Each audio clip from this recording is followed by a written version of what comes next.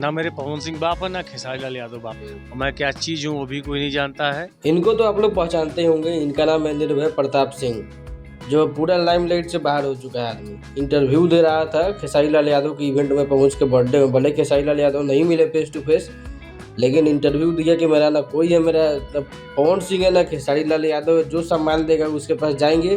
पवन सिंह के जो गायकी उनका मानते हैं, मेरे गुरु हैं।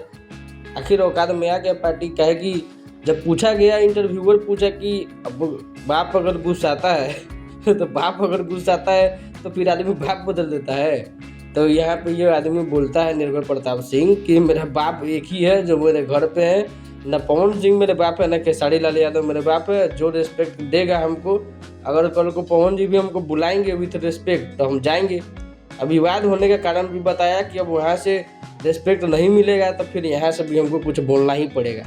अब खाली पवन सिंह के नाम से रील्स बनाता था, पार्टी हर चीज होता था, तो पवन सिंह अपने साथ घुमाते भी थे, अब तो आगे पीछे करता भी था। लेकिन यहाँ पे तो खेसारी लाल यादव बर्थडे में शायद मिले भी नहीं इससे, गए अखिलेश बाबा से मिल के चला आया। अखिलेश कश्यप जो राइटर है खेसारी लाल यादव का, उससे मिल के बेचारा आ गया। इंटरव्यू में जो पांगना था पांगे।